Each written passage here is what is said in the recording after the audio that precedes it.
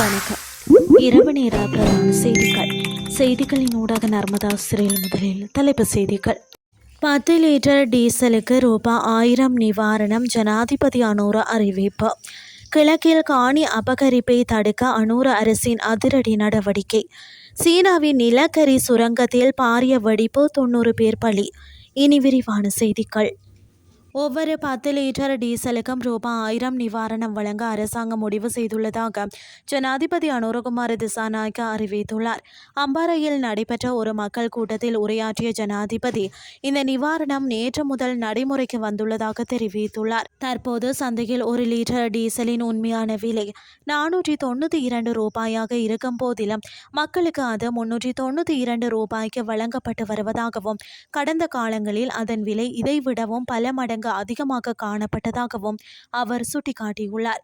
மேலும் கடற்தொழில் துறையை ஊக்குவிக்கும் நோக்கில் படகுகளுக்கான புதிய எரிபொருள் மானிய விபரங்களையும் ஜனாதிபதி அறிவித்துள்ளார். அதன்படி பல நாள் விசை படகுகளுக்கு 1,50,000 ரூபாய் மானியமும், 25 நாட்கள் கடலில் பயணிக்கும் படகுகளுக்கு 32,250 ரூபாய் எரிபொருள் மானியமும் வழங்கப்படும் என தெரிவிக்கப்பட்டுள்ளது.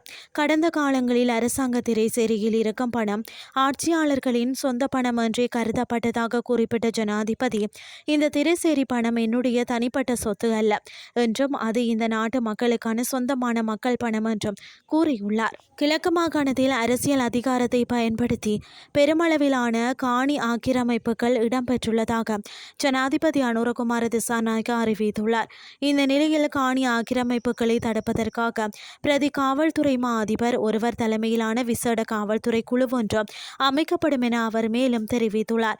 அம்பாறை மாவட்ட செயலகத்தில் நேற்று நடைபெற்ற விசேட மாவட்ட ஒருங்கிணைப்பு குழு கூட்டத்தில் கலந்து கொண்டு உரையாற்றும் போதே ஜனாதிபதி இதனை குறிப்பிட்டார். இது குறித்து அவர் மேலும் தெரிவிக்கையில், அரசியல் அதிகாரத்தை பயன்படுத்தி கிழக்கு மாகாணத்தில் பெருமளவிலான காணி ஆக்கிரமிப்புகள் இடம்பெற்றுள்ளது.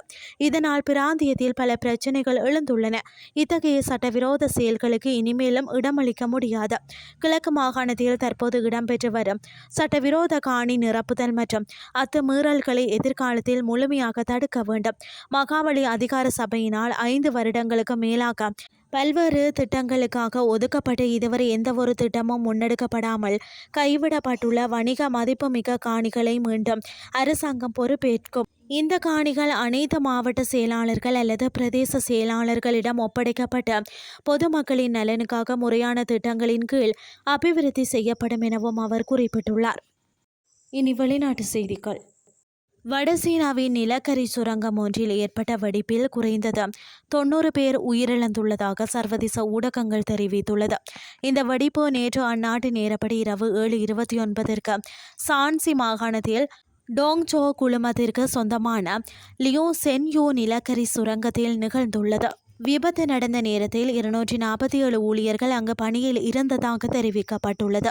அவ்விடயத்தில் மீட்பு பணிகள் தற்போது முன்னெடுக்கப்பட்டு வருவதாக சர்வதேச ஊடகங்கள் செய்தி வெளியிட்டுள்ளன.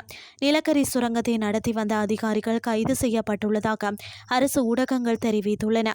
வாயு வெடிப்புகள் காரணமாக இன்னும் வெளியிடப்படவில்லை.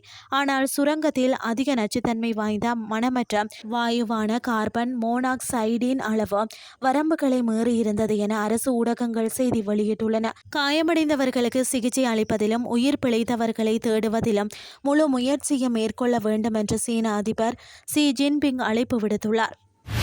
செய்திகள் யாவும் நிறைவடைகின்றன.